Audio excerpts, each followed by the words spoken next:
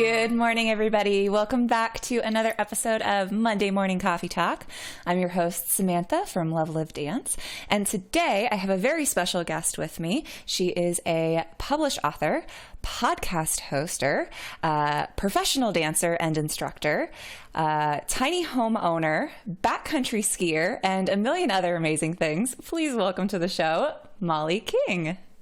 Thanks for having me. This is awesome. Yeah, I'm so glad that we get to chat because I am so excited to hear just all about kind of your history in dance and then also just life philosophy, because I think you have just some amazing kind of work-life balance and how to find your focus ideas and concepts. So excited to get into that. For those of you that are tuning in live, welcome, welcome, welcome. If you have any questions as we go through, just pop them in the chat and we will address them or answer them as best we can.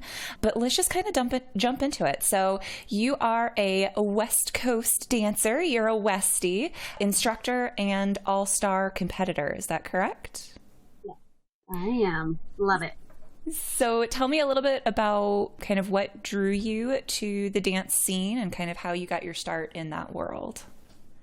Well, gosh, I guess I started dancing, like many normal American girls in the little teeny ballet things. And before it's even ballet, and you're just dancing with scarves and doing those things. And then, I think I was in different classes, jazz, and I don't even remember. I was one of those kids that just, I got shuffled around to things. So I tried a whole bunch of things. I was actually thinking about it on my run this morning. I haven't really given credit to my high school experience where there was one class in particular. It was called an enrichment course. So it was just these little 45-minute things once or twice a week during our block schedule. And my friend's dad was actually teaching partner dance. So we got very basic instruction on East Coast swing, tango, I want to say foxtrot, and maybe one other. Enough so that it's touching someone else, appropriate touch with a boy. Oh my God. Yes. That was my first intro to partner dancing. But at the time I was doing more hip hop school team, for the high school basketball games or whatnot.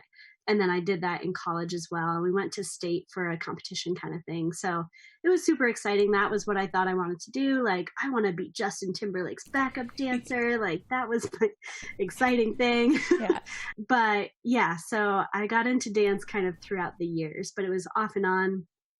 And then once I graduated college, I started working corporate, but I still had this itch because I love performing. I was also in a lot of acting and improv and different things. And so another goal was to be on SNL and stuff like that. And so I really enjoy the performance aspect of it. And so I remember I made a goal. It was in November because I like to do my goal setting not on the beginning of the year because I feel like it's more powerful when it's not, culturally induced. And so I was doing my goal setting in November. I remember it was my first job. I was in Denver. I had no friends except for my one coworker. There were 4 of us in the office. And I was like, I just want to be dancing somehow and performing somehow. And I don't know how that'll coalesce, but I would like for it to. Mm-hmm. So, the next month I ended up meeting someone who used to dance in the Disney in the Round, Lion King. So I was like, oh, maybe this is it. Connect through her, dance for Disney, something like that. Mm-hmm. I kind of didn't go anywhere, but come New Year's, so just a month and a half later, it was New Year's. I had no plans and no friends because this was a new city. And all I did was work, gym, home. And that was my triangle. But I was like, you know what? Maybe I'll just say I'm going dancing because I know people will ask, in the office. So I was like, I'm going dancing. And then come the night of New Year's, I was like, I should probably go do the thing that I said I was going to do so that I'm actually serious. So I Googled where to go dancing in Denver. And there's a place called the Turnverein. And so I just dressed up and went at 10:30. I was like, I don't know, I'll just go check it out. And I show up and I was definitely the youngest one there by 2 generations. Been there, been that person. I understand where you're coming from. But I'm here. So I was paying at the door and it was $45 for the night. And I was like, geez. but I'm here, so I guess I have to do it. And I was like, so did everyone bring a partner? Because it looked like they all had their own thing going on. And she's like, no, no, no, like everyone switches. They're super nice, and gave me that spiel. And it's like, okay. So I like went and sat down and watched, and they're doing, like foxtrot, hustle, waltz, probably two-step, and a couple others too. And I knew enough from that high school class actually to follow. I used to also like go salsa dancing and bachata and all that stuff. So like I had some skills, but I just kind of jumped in finally. And I was like, if I pay this, I got to go like make the most out of this night. So I do credit my introduction to West Coast though from one man that I met that night. His name's Ron White. And he's like, are you a Westie? And I was like, a what? He's like, do you like West Coast swing? Like, I don't know. I just thought it was like a variation of East Coast swing. So I was like, no, but I could probably learn. He's like, you should go. It's on Sundays. And so like it was a day or two later that I went. And I didn't go to the lesson. I just assumed I'd be able to figure it out. Like most other dances, I can be like, oh, that's the basic. Okay, let's go. Not West Coast swing. The barrier to entry is a lot higher for West Coast, but yes. I think it's a lot more worth it, to get over that hump and feel that competency. But it took a while. Yeah, I would definitely agree with that. Coming from the ballroom background, the first time I jumped into a West Coast class, I was like, wait, what's going on?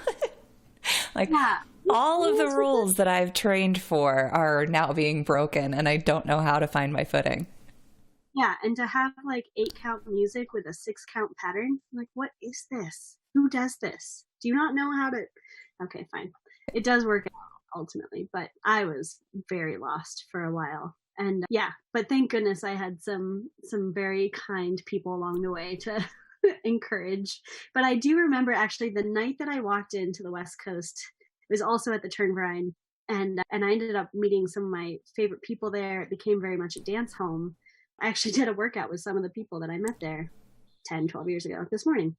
But I remember walking in and seeing the crowd of people and also hearing the music and realizing it's not big band music. It was definitely more contemporary and something I would actually choose to listen to like in my car or wherever, that I was like, oh, I like that part. And I saw the way people were moving, which also had a little bit of like, there was definitely some hip hop in there that I was like, ooh, I think my body could do this. Like, I just have to unlearn that I don't know how. Like, I'm sure my body knows.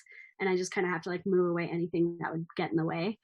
But I loved that. And the other side of it too is that there were older women dancing, like probably my mom's age.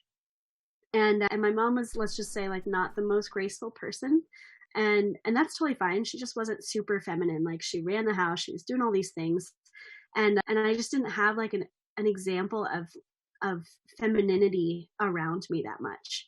And so to see older women be so beautifully graceful and like at home in their body and move in a way that I was like, oh, I don't think I can do that, but that's beautiful. And it was just this like side of me that was attracted to seeing like a very beautiful feminine expression that I just hadn't developed in myself yet. And it was definitely a journey because I walked in a total tomboy. Like, I grew up doing sports and all the things, and like I wore Umbro shorts and like a t-shirt and the Adidas Sambas. Like, that was my uniform growing up. And I remember my first workshop with Tessa Cunningham, and she's like, let's just go across the floor, like moving our arms like you're going through water. And I was like, my body doesn't do that. That's not going to happen. I was like, if you tell me to like hit something, I can go. But yeah, so it's been a journey for sure, but gratefully so. That's fun though, that you had these kind of checkpoints in your life that all led up to this moment where it's like, okay, I have kind of had these other experiences. I'm ready to dive in the deep end and just trust that everything that's led me up until this point will get me through. I think that's fantastic. And obviously you enjoyed it enough to pursue it on a professional level now, instructing and teaching and coaching workshops all over the world, really, right? You're traveling international, well, not now, but last year you were traveling internationally. Yeah. We were supposed to go to South Korea this year. We were starting to get hired at different events, which was super exciting. And I had traveled internationally to dance priors as a participant. But actually, no, I did get to judge at the Dutch Open a couple years ago and got to compete in France and Poland and Australia. So that was a lot of fun. It's just crazy. One of the things I love about it too is it's such a, I mean, any kind of community, I'm sure there's lots of them out there. We're all different subcultures, of course. But, having dance as a language, no matter where you go, like I was able to one time in France be like, you know what, I need a dance fix. And I was able to go find like a salsa club and go have a really good night with people I don't know. And, I speak French-ish, but like enough to go have a good time and then, feel like I have a home in a different part of the world. So it's really cool to have that kind of common denominator as you travel too. It's awesome. Definitely. I think you're absolutely right. Dance is its own language, and it is a unifying force between people of different backgrounds and different cultures and different, languages.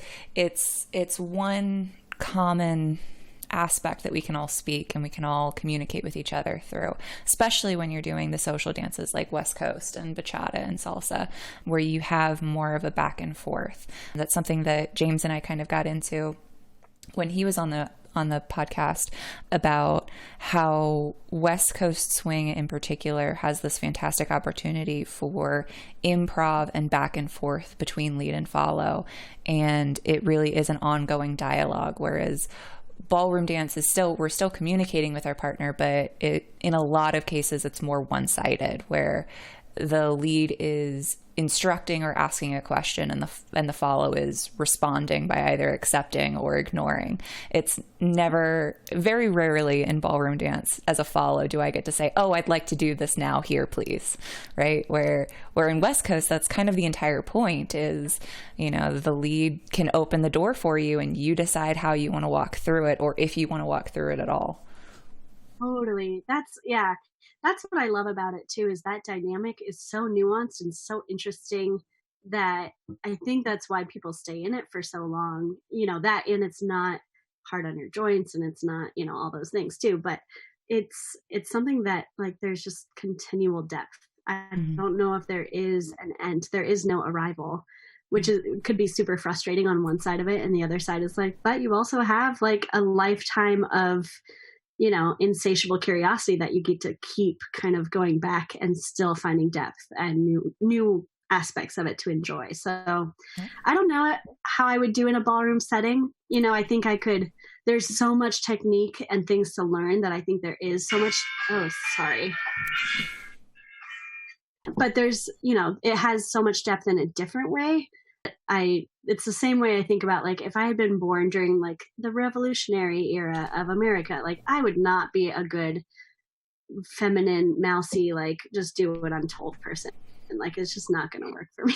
So I'm grateful to have found a dance that allows me to have some self-expression. Sometimes I don't even want to like put a lot out there. And I'm like happy to do, just follow and just listen and be that. And sometimes I have a lot to say, like if Shoop comes on, I'm gonna have a lot to say in that song. So, like your favorite jam comes on, you're like, oh, sorry, I'm gonna also dance this one a lot. So, yeah. Whereas if that comes on and I'm doing a cha-cha with my partner and it's like a song that I absolutely adore, I'm like, okay, I might back lead you here, and I'm sorry, but I just got to move to this song the way I want to move. Yeah. Come on, buddy, let's go. Exactly. Yeah, so, I like that aspect too, that leaders, at least from what I've heard, like when followers do commit to movement, they're happy to go along with it many times, as long as we're not shouting over each other in that lead follow connection. But like sometimes it's a really nice break for the leader not to have to generate content all the time. So as long as we're not like like hesitant about it, if we're just like, oh, I'm going here, he's like, yes, we are, and it's so much easier to just be a part of that when someone has an idea and they're ready to go for it full out. It's like, yeah, thank you. Now I don't have to figure out what to put in that spot. So yeah, I like that balance. It's dance meets improv theater. Like if you understand the principles of yes and, you will be successful in a good West Coast swing social. Absolutely. That's like someone was asking me, like, what do you think is one of the most important aspects of West Coast? And I was like, if you can understand and demonstrate the yes and, then you're going to be just fine. Because that's really all it is. It's, contact improv meets some structure meets, figure it out. So, yeah. I love it. So getting back to dance as a language and dance as a through line between art and life, I think that's a really great transition to some of the other things that you do outside of dance instruction, which is your podcast and your book. So the podcast, and correct me if I'm wrong, the podcast is entitled Live Your Dance? It is, yeah. So go ahead. I was gonna say, so what does that mean? Live your dance how? How are we living our dance? What does that mean? I like it as, at least personally, when I found dancing, it was kind of, especially with West Coast in particular, it was as though I had found the dance I never knew that I always wanted. It like fit me. It was a perfect vehicle for me to like have self-expression, to find my self-expression, and to kind of round out like all of my own, this is who I am kind of thing. And so ultimately my idea was that, like, okay, I used to work corporate, I was doing marketing, I was doing all these different things, but I definitely felt, maybe a triangular, like I had certain sides of me, but I wasn't kind of a full wheel yet. I had certain like pie pieces that weren't quite developed.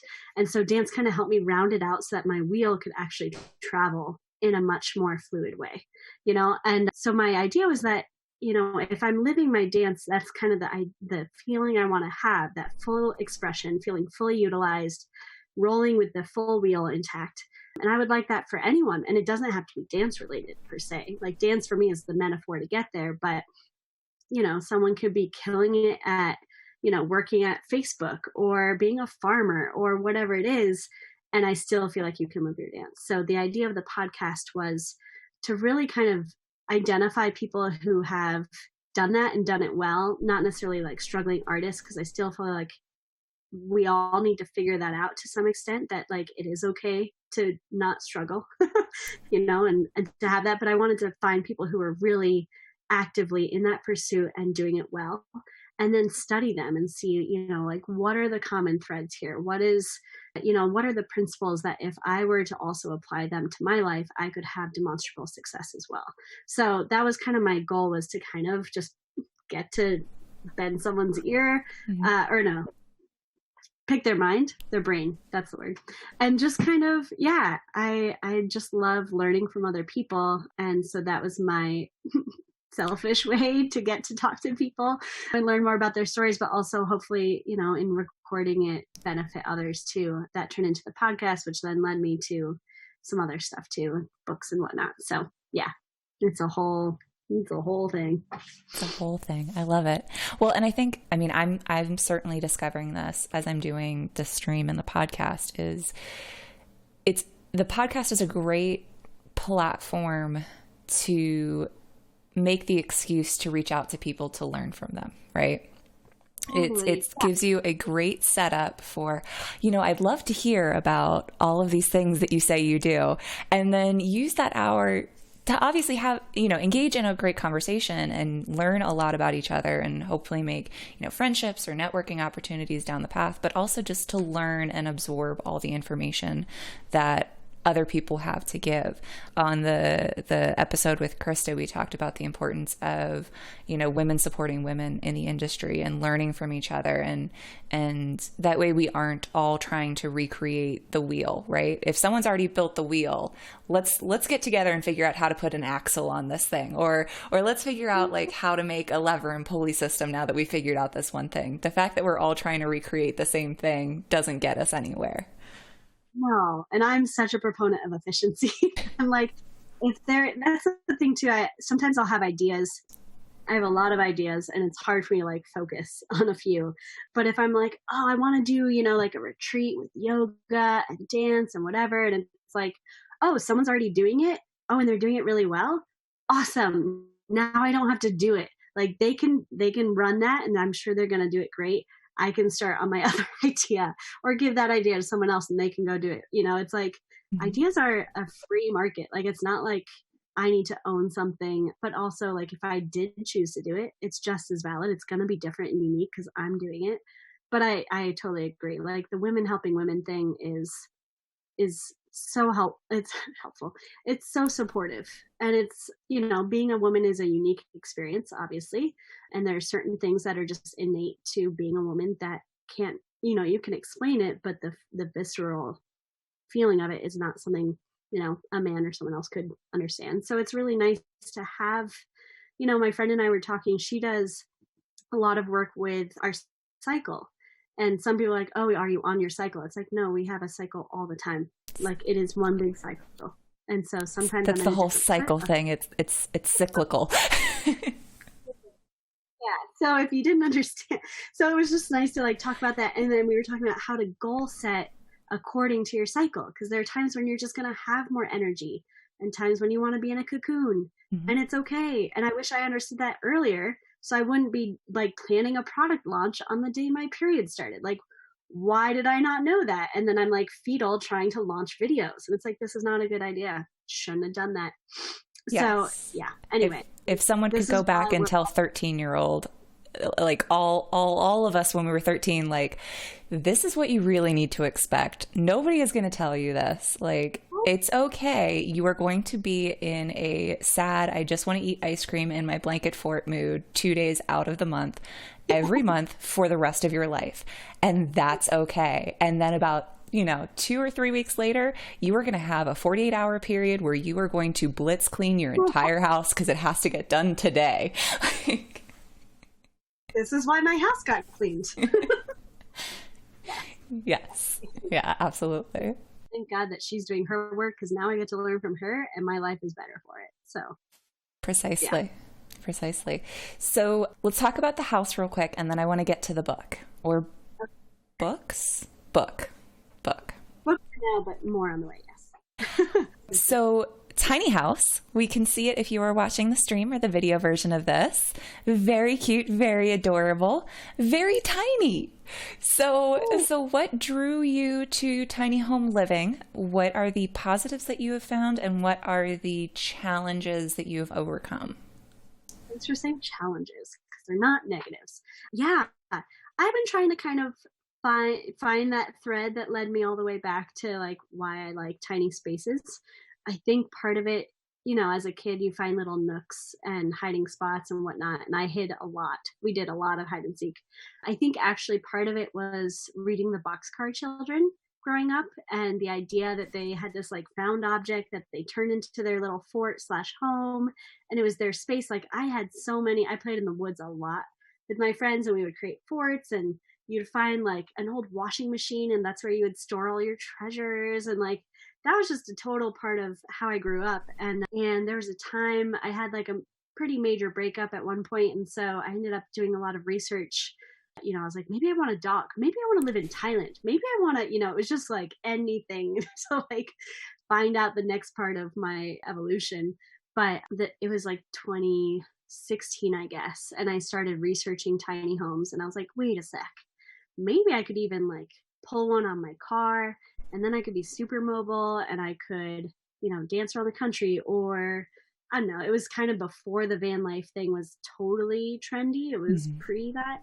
But I was thinking at that point I would trail something and be super portable. But the more I really looked into it and I went and saw a bunch of trailers, the lack of toilet, or if it did have a toilet, it made it heavier and then you have to figure out where to put the gray water, where to dump, where to get electricity for your stuff. It was like a lot of logistics. So not that I'm not capable of it, but I've lived out of my car for 6 months and I did a big road trip at one point. And it's logistically very intense. Like you don't Mhm. have as much free time as you think you do. Where you're like, I'm just driving. You're like, actually, no, I have to figure out where I'm going to stop, who I'm going to stay with. All these things just happen, and then car troubles and whatever. So yeah. Anyway, this tiny home came about kind of as a result of that. I did all that research and then I tabled it, and I was like, if it works out, that'll be great. I would love to. And so when the idea came to come to Salt Lake to work with James, my dance partner, I was like, you know what? I don't want to live in another apartment. I've lived in a ton of apartments. I've moved a lot and they're just kind of the same. And I want a space that feels unique. So it breeds unique creations and it fosters kind of that creative side that makes me realize like I'm not just in a cookie cutter life. I feel like our spaces really influence the way we think and move. And anyway, so I really wanted the space to kind of nurture those feelings. And this popped up on Facebook Marketplace like a few weeks before I ended up moving here. And it was the perfect, I loved it from like the first get go. So it was even cooler when I finally connected with the woman whose property it's parked on, because it's actually stationary. It was moved here and then they put it on jacks and built kind of like a wooden skirt. So it's like, it's here for the most part, but I'm in the backyard of someone's house. So I'm friends with them. They have another renovated space. Like we're this little village and it's awesome.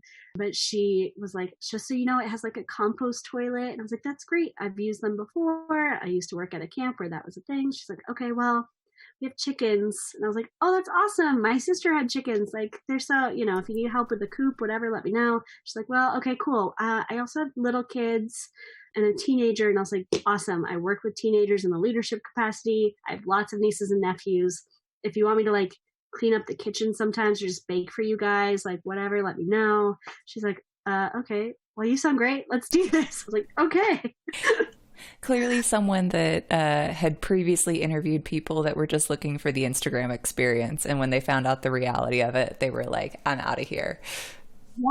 Yeah, I think so. I think, and like, yeah, it's not always easy. So like the challenging parts I would say are some of those chores, like emptying the compost toilet. That's a thing. It doesn't have running water, so it's its own kind of like closed system. And the liquid is separate from the solid, so the liquids have to be emptied probably every week, depending on how much you drink or you're in the house. And then solids empty like once a month. And then there's propane for the heating, so sometimes those go out, and I run out of propane, so then I have to go get it filled up. And they're probably like 55 pounds each because they're 8-gallon tanks. So then like doing both of them and carrying them into it's a good workout. And different things, like the house isn't totally level. Like it all kind of floats to that back corner because that's where all the appliances are. So I've had, like I'm trying to do dance stuff here. I have this like portable little dance studio that I can create with mirrors and I move all the furniture. But when I do spins, like I inevitably fall into that side of the house. So like I can't really do technique in here right now because I need to go, get an air compressor to help lift the house. Or like the drains will, freeze on really cold mornings and then they back up. Like little things, but I feel like every house has its stuff. So I'm just choosing to have unique stuff. It's not like any house is different, but I enjoy it. Or actually, that's been a challenge, actually, having a ladder bed. Anytime I've been injured or don't feel well, it's not my favorite situation to kind of have to clamber up and down.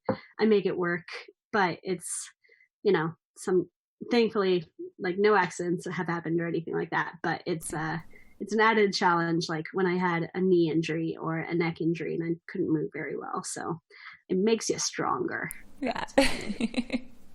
It definitely works with a certain lifestyle, and you have to be willing to take on some of those obstacles head on.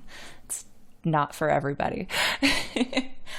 I know that my husband and I were looking, when we first moved to Salt Lake, we were looking at houses and apartments and ultimately settled on our townhouse. But we pretty quickly told the realtors that we were working with, like, if it's under 1,000 square feet, we're not looking at it because we will kill each other. Like we need our own separate spaces. We love each other. We love each other. We work. We need areas of the house to defuse every now and then. Absolutely. I couldn't agree more. And thankfully, like I haven't tried to live in this space. I've had guests come through and even then you're kind of like shuffling around each other in the kitchen area to the bathroom and whatnot. And it's tight. Like the footprint is 198 square feet. And then you have the two like loft spaces. So I'm sure, let's call it 250 to be generous. But yeah, it's tight and it's great for one person. And it's great for someone I'm an ambivert, but I'm definitely more introverted. That's where I like to fill back up. So traveling. And like last year we did 20-ish, more than 20 dance weekends, and I had other personal weekends. So I was gone almost 30 weekends last year. It was so nice to come here and like have my retreat space, my little oasis, and fill back up and then go out and do the thing and then come back. So like it works well. It works well for me in this chapter. And I don't know if I'll always do this, but I'm really enjoying it for sure. Even pandemic life, like I'm not tired of it at all. At all. Well, and we were talking before the stream too that you are more outdoorsy than I am. So you do, the hiking and the biking and the running and backcountry skiing. So it's not like even as an introvert you're cooped up inside all day. You're getting out and doing things and exploring nature and Yeah. I feel like it's a good balance. Like my spirituality, not that we have to go into it too in depth, but like I definitely feel more connected to my spirituality in nature.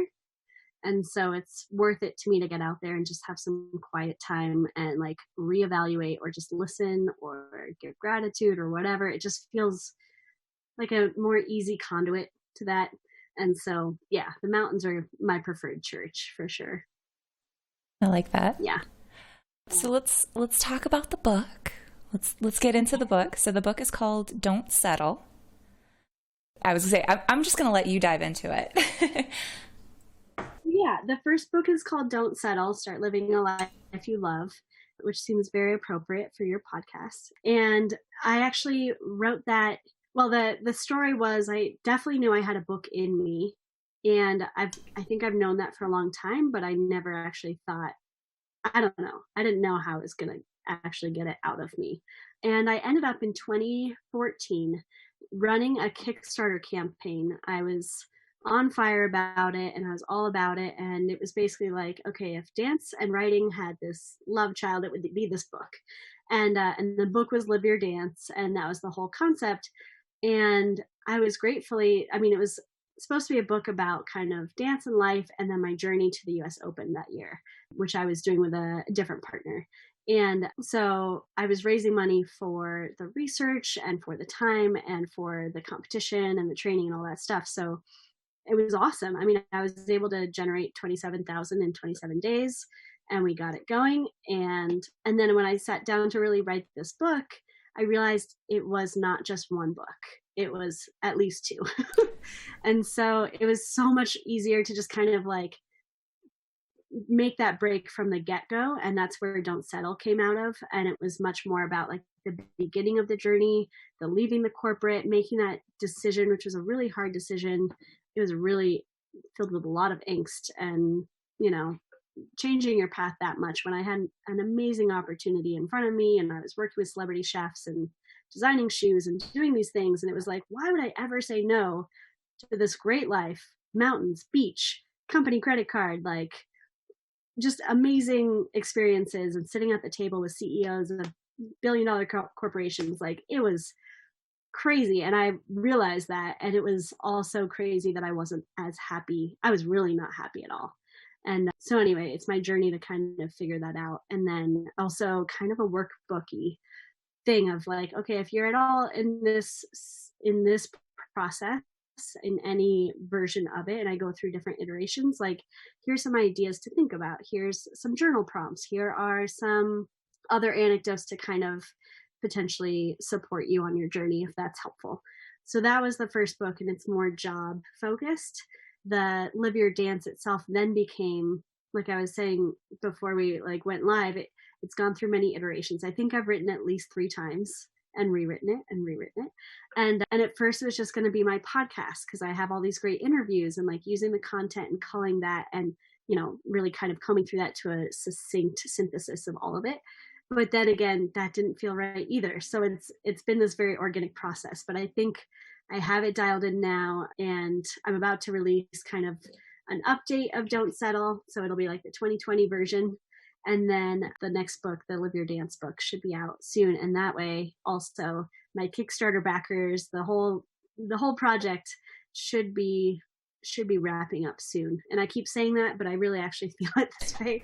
The pandemic ironically has been, it's been really hard in many ways, but it's also been very revealing. And I realized how much mental bandwidth I've been kind of allocating for this book, and it's really hard for me to take on new projects when so much of my mental processing power is being like used in the background all the time on that book. And it's like, if I could get that finished and close that program, all my other RAM could be used to process the other new projects. Like, I'm such a nerd, but that's how I feel about it. Like, my mental allocation of where I'm putting my energy, it's time for that book to come forward. So I'm actually grateful for the opportunity to kind of minimize distractions and create that focus that I know needs to be there to create a quality.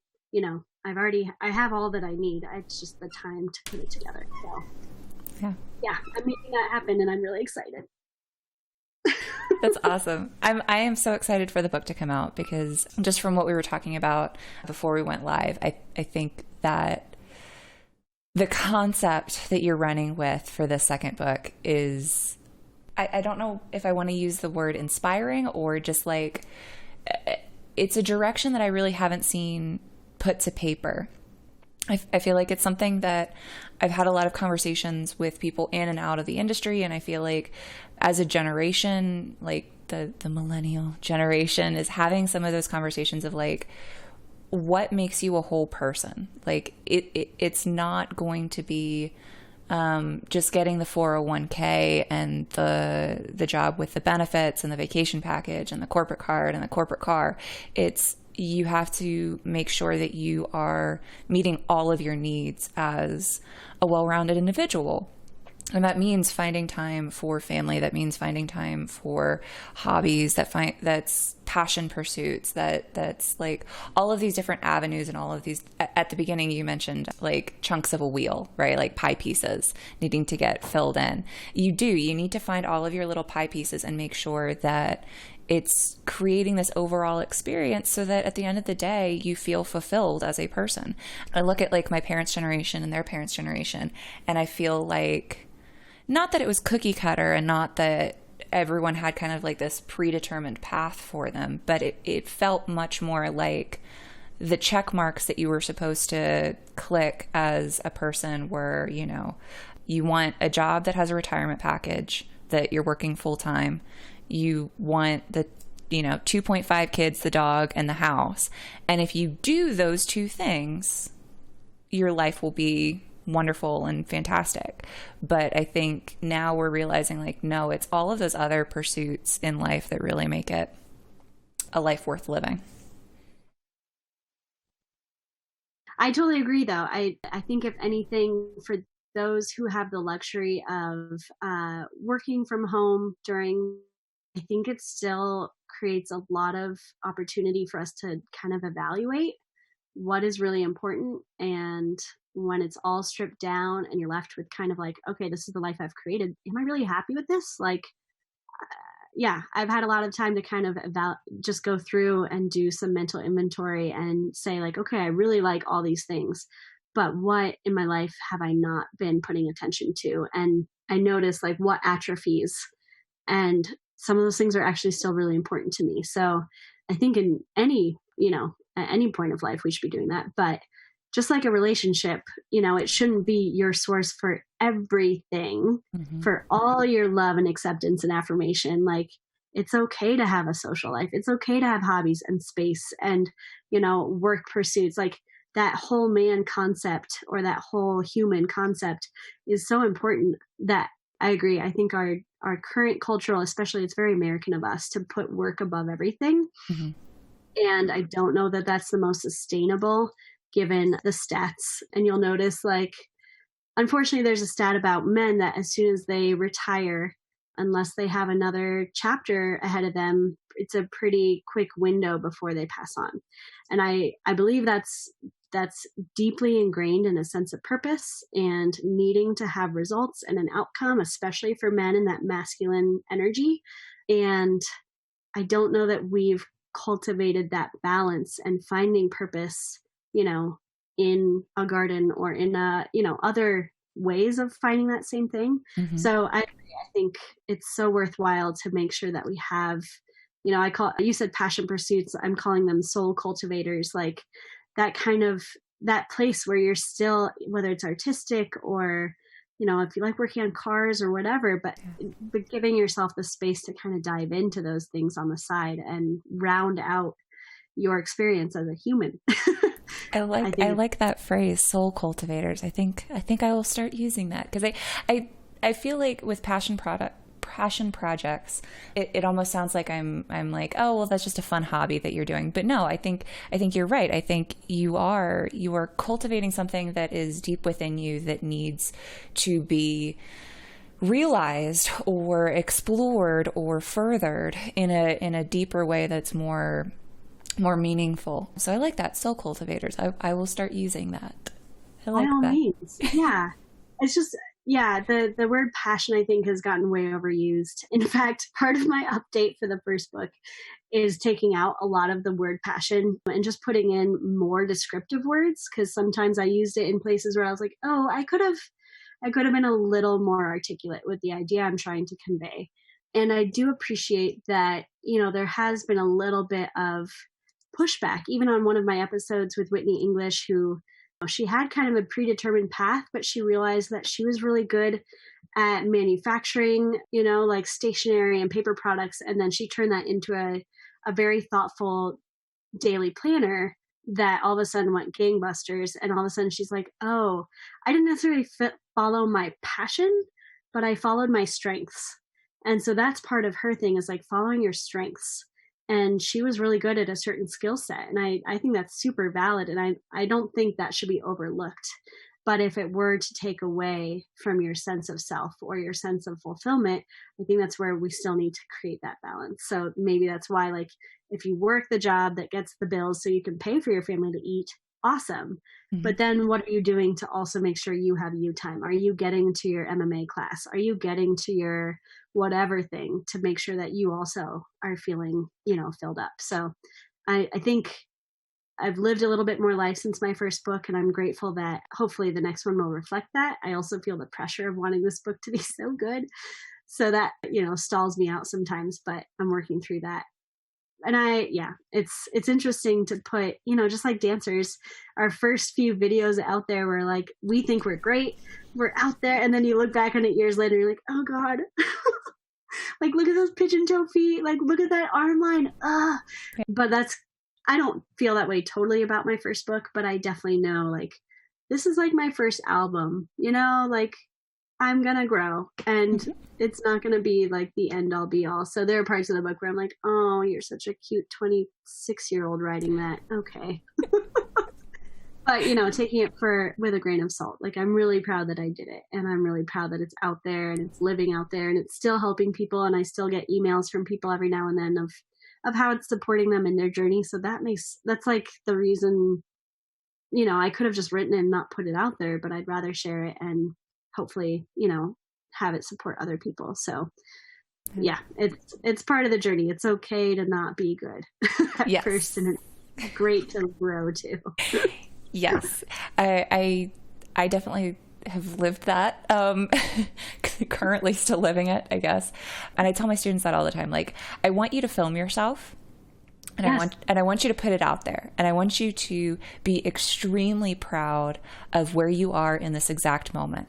But know that it's a snapshot of where you are. It's not, someone putting a rubber stamp on your ability or your experience or your worth. Because you're right. In 2 years down the road, you're going to look back at that video and go, oh my God, why the heck did I put that on the internet? Because woof, that was bad. And then 10 years down the line, you're going to look at the video that you posted yesterday and go, oh my gosh, what in the world was I thinking? So it's great to have kind of those checkpoints, because it does give you the ability to look back and go, wow, this is how far I've come. This is how much more life I've experienced. This is how much more understanding I've grown over whatever time period you're looking at.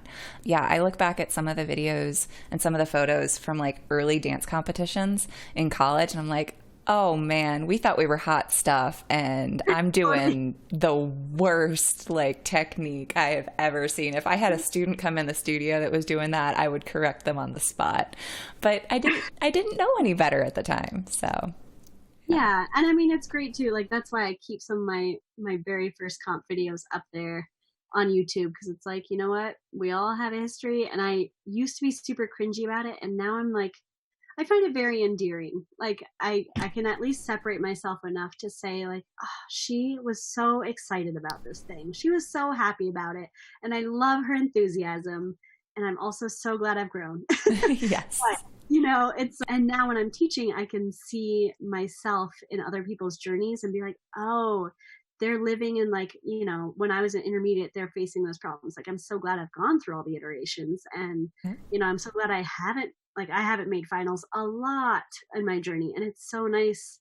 You know, I'm actually really glad I didn't get success really quickly, because I don't think I would have as much depth kind of carved out of me through a lot of those hard disappointments that I now have. And I feel so much more mature in dealing with hard stuff. Like, I was injured for 2 years, couldn't really social dance. I actually just had started social dancing again like this January, and then everything shut down in March. So I was like, I can dance again. And then everything shut down. I was like, and I can't. Yep. To some extent, I kind of just fell back into that same mental mode of like, oh, I'm just injured, quote unquote. But now that the world is injured, I'm just not injured. But the waiting out of not being able to social dance was crazily difficult mentally, and that's like one of my favorite parts of the dance, is getting to create with someone and connect in a moment, like have that space. So it's so interesting that like it's as though my injury years were, quote unquote, preparing me to not dance for this period of time, and it's okay, and there are other things I can spend my time on and still feel that feeling of progress and not stagnation, because I've been more or less like locked off from that aspect. But it's like there are so many other aspects of dance, there's so many other aspects of life that I can work on in this meantime. Well, and yeah. I think it's almost anytime, you know, whether you're injured and you're a dancer, or you don't get the promotion that you want, or your job moves to a different location, or, you know, something doesn't go the way that you planned it, you have to go through a grief process. I feel like you have to go through those stages of grief of, you know, I can still dance even though my neck hurts or my back hurts or my shoulder hurts. And then why is my body not letting me do this thing that I wanted to do? And then be really sad about the fact that you can't go out and dance with your friends and do the social dancing, and then get to a point of acceptance and hit that point where you're like, okay, what is life trying to prepare me for right now? What is the lesson that I can learn from this experience, so that when I am healed and when I am able to do the thing that I do, or when I do get the promotion that I was hoping for, when I do get this, you know, opportunity to do a trip somewhere, like, how can I make sure that I'm ready for it when it comes to me? Totally. And not take it for granted. Like, the few times I was able to dance, like there were definitely times when I would go to a social dance, or I'd be teaching and then the social dance starts, and I get maybe one dance, and I'm like, I gotta just enjoy the heck out of that thing, because that's all I'm gonna get for another month, you know? Yeah. And just to realize like how amazing it is to be healthy if you are, you know, or even when I wasn't, I finally, because my sadness part of the injury was more like really angry a lot, like sad and angry and frustrated. And that lasted like most of 2019 was my angry time. And I finally had like come to Jesus moment in October, because I was like, I'm just making myself so miserable. After every time I teach and a social dance starts, I just keep looking at the fact that I can't do this and everyone else can. And that resistance that I was creating was so hurtful to myself. And so I finally just sat down and I was like, all right, legitimately, Molly, you're going to write out a list of the things you can still do. Even though at that point it was my neck, and then like neck hurts everything if you can't, like, it was awful. So I was like, you know what, I can still work on technique and leg lines, and like I had the list somewhere in my journal here, and it turns out I could do so much, and I was totally negating that by only focusing on all the things that hurt and the things that I couldn't do. And it was just like so eye-opening to be like, oh my gosh, I've created my own prison, even smaller than I realized it was. And I actually had a lot more available to me that I wasn't utilizing. It is so eye-opening for me to hear you say that. because I think it gives a lot of context to some of the conversations that we had in the fall of last year. Because I was like, you're such this positive light of energy. You have this great expression through your body. Like the showcase performance that you and James did at Utah Star Ball, I came away from that and I was like, oh my gosh, that was fantastic. That was amazing. You really were emoting and you brought us all into this sphere and you were just like, yeah, it was okay. I'm like, what are you talking about? So yeah, not having context for the other stuff that you were emotionally and mentally processing at the time. Now it all makes a lot more sense. Yeah, oh my gosh, even that, like, I've had friends say they were injured, but I never knew, or like didn't know what chronic pain was. I have so much more respect for anyone dealing with that because it just makes you grumpy and life is just hard, like normal life things. So yeah, there's always a backstory. It's allowed me to be a lot more empathetic to people if they are not super warm towards me. I'm like, they could be dealing with so many things. And 99% of the time, it's not even me. Like there's a lot more going on and it's not all about me. So it's been a good humbling process to go through, and I wouldn't wish it on anyone, but if you do go through it, it's rife with lessons if you're willing to, excavate a little bit. But it can also be just awful and it sucks, and that's valid too.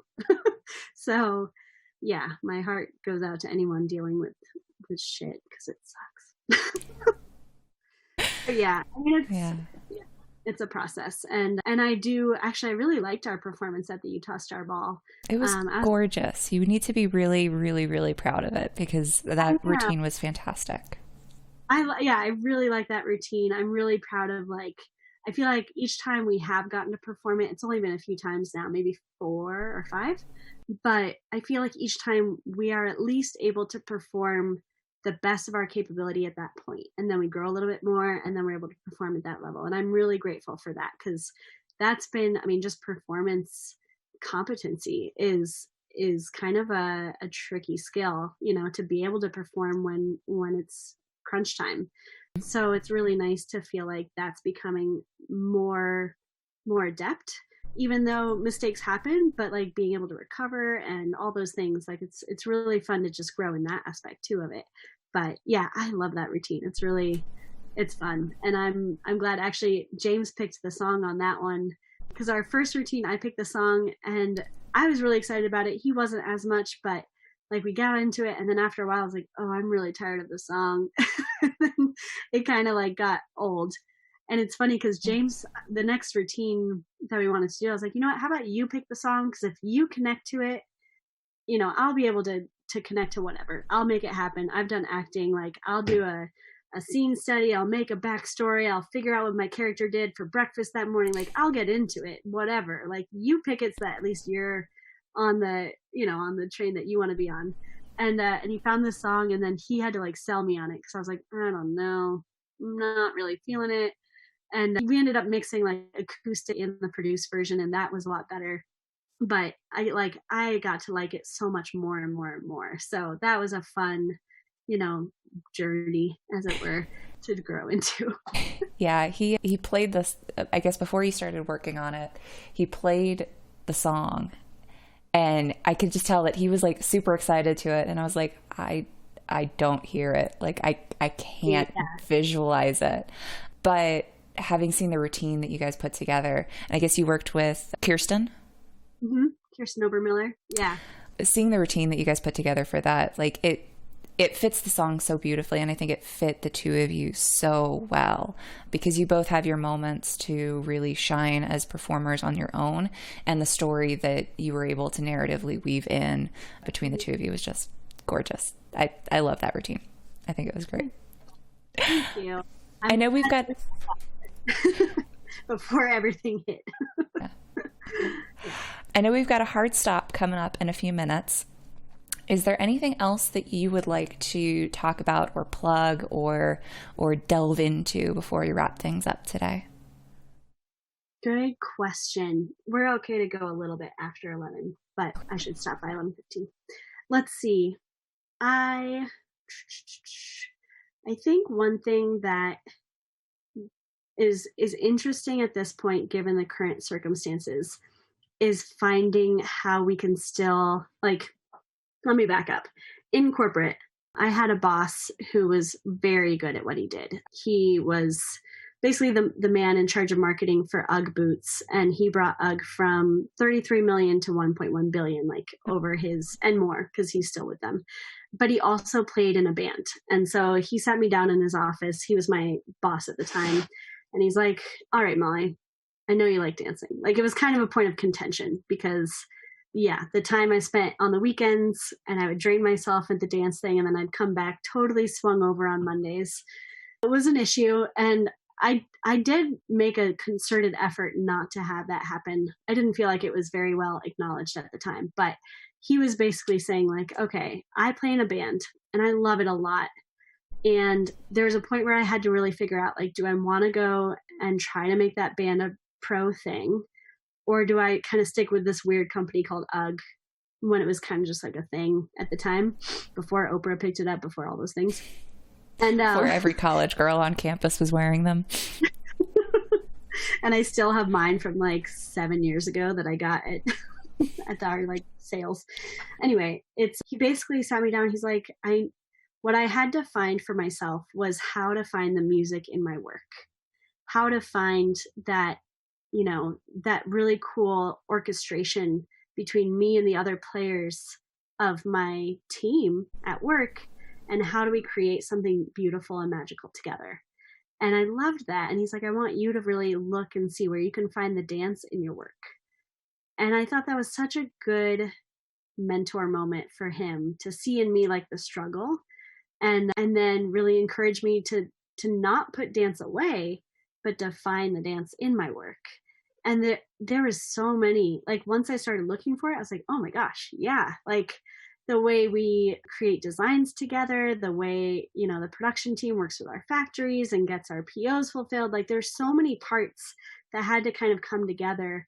And it was really cool, you know, all of a sudden you can just see like a flow of energy, or there's a break. And so then you have to fix, you know, there's a lot. We changed factories 4 times in 1 year. Like, there's a lot of stuff going on, but there's a lot to see and learn too from that, which I loved. And so since then, even in this time when it seems like dance has kind of been cut off, I'm like, well, where's the dance in the quiet? Where's the dance in the kind of respite that all of us are taking? And it's absolutely there if I look for it. And it's a slower pace and it's a little more subtle. But if you like, especially my neighbors have there's a bunch of little kids in our little group. There's a 3, 4, and a 5-year-old. And I used to kind of like, at least when life was happening, I'd kind of be like, oh, you're cute, but I got to go to the studio, like run. And my life was just kind of very busy, but I took on the busyness as kind of a medal of, look how important I am. I'm too busy for you, you know, and it was not good. And I knew that, but I didn't really know how to shift it. And so kind of forcing this situation has me realizing, like, okay, I'm not really in a hurry anymore. Like, I don't have to hurry anywhere. Also, I'm being better at like trying to be early, so I'm not as hurried. You know, I'll leave a bigger buffer so that if I run into the kids in the yard, I can stop and like look at the ladybug with them and watch it crawl and, you know, that kind of thing, and really look them in the eyeball and like connect and actually make eye contact. Because I realized I wasn't doing that because it was too close, or it was too, I don't know, there's something about it that was like I didn't want to because I had to go to my next thing, whatever. Yeah. So I'm interested to see, like, I'm asking myself this a lot. I'm like, where's the dance in not dancing? Where's the dance in book writing? Where's the dance in gardening? Because we're doing this massive garden situation, you know, and just finding, like, I wrote out my vision the other day of what I want to do and create as it's like shifting. And then I like checked back in and I was like, is that really what I want? Or is that what I think I should want based on Instagram or whatever? And then I had to redo it because I'm like, yeah, no, I really like this pace. I don't know if I want to travel 30 weekends every year anymore. Maybe I do, like, you know, I just create spaces of full-on respite for myself to know that I get to have that. If that's important to me, which I know it is now, I actually do move at a slow pace, and that's okay. And I can like rally and go full out, but it's for like moments. That's not just some people are just high energy and they just go. And I love that, but that's not me. Yeah. Yeah. I want to circle back to a phrase that you used, which is like living in the quiet or dancing in the quiet moments, because that's a phrase I feel like it keeps coming back. I've used it in lessons with my students the last month or so, talking about the fact that often in dance, we're not dancing, like the emphasis on the dance, if we're talking about like a waltz, isn't the beats 1, 2, and 3, but it's how we get to 1. It's how we rise through 2 and 3. It's how we lower on 3 before 1. It's creating moments in the silence that are interesting and exciting and thought-provoking, and it makes you feel something. It makes you want to explore something. So I think absolutely, whether it's in the dance itself or whether it's in the dance that is life, it's finding those quiet moments and figuring out what can you do with them, and not seeing them as a pause or a break or, you know, a limitation, but actually as the thing that you want to strive for, is like, how can I fill this moment with as much as I possibly can, or just allow it to be a moment of breath and a moment of relaxation. Yeah. Oh, I really like that. It's so true, especially in waltz. Like, if you're not filling those spaces and you're just like arriving, Yeah. it's like, oh, that's not the waltz we know, because it is such a fluid, like the markers are only there to take a snapshot of like, okay, that's where you probably should be traveling through in that Yep. moment. But like, that's not the point at Yeah. all. Yeah. The point Right. is not to step on the count. The point is to push through the count. And drive through and like, yeah, with that heel, with, oh, yeah. And that's what I love about all of them, is like, that's what gets me so excited, is that metaphor in each little bit of the dance. And I think the Live Your Dance book, maybe just to close it out, is it was birthed from one of my first lessons in country two-step, which is actually one of my favorite dances. I ended up, as soon as I found out West Coast swing was a thing, I started going to the studio to learn with Monty and Kristen Ham in Denver. And I found out they had just opened this studio, and I was standing next to Kristen as it kind of like transitioned to social dance. And I saw people dancing who were really good compared to me. I was like 2 weeks in. And I remember mentioning to her, I was like, man, I just want to be good already. And she was like, well, you know, we do have a program where it's kind of like Dancing with the Stars. She was explaining a pro-am basically. Mm-hmm. And it was for the country circuit coming up for the Colorado Country Classic. And she's like, if you want, it was in like 3 months. She's like, you could do like a crash test and do waltz and two-step and East Coast, West Coast, and nightclub too. And I was like, okay, great. Like, sign me up. I want to, like, I get to dance with a pro, obviously. Let's go. So that's why we were in the two-step lesson. And he was basically saying, you know, if I'm going to lead you, you can't be split weight. You can't have 50% of your weight in each foot, because I'm just going to push you over. You have to commit. You have to commit to one foot, and then that free foot is now available for me to lead it. And to me, that's very much like my relationship with the divine, is like, I just need to commit to the step I can see right now. I don't necessarily need to know exactly where the dance is going to go, but I can see the next step. Like, I can usually do that at least.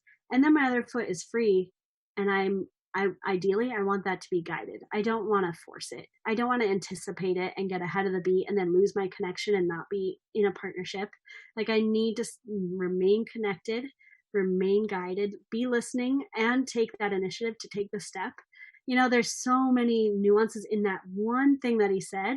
Yep. That I think that's where that book started. And that's where, to me, that like that beautiful, like the lessons of dance are all there for life. And part of me thinks like, if I can incubate the things that I want in my life in dance and then be able to let that kind of ripple out into my life, I'm going to be a better human.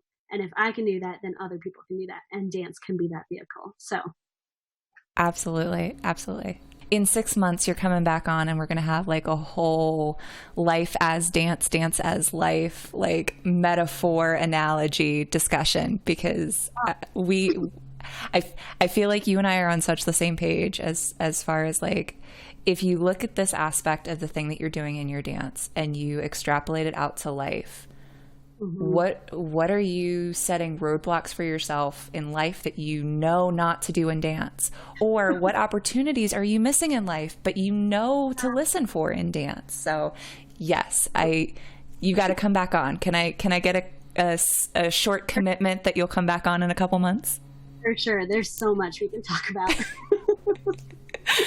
I'll Awesome. probably have even more since I'll be nerding out about it in my book for so long. So Yes, maybe depending on timing of the book, maybe we can time it around then, and we can get into some deeper conversations. An added accountability to get it done. There you go.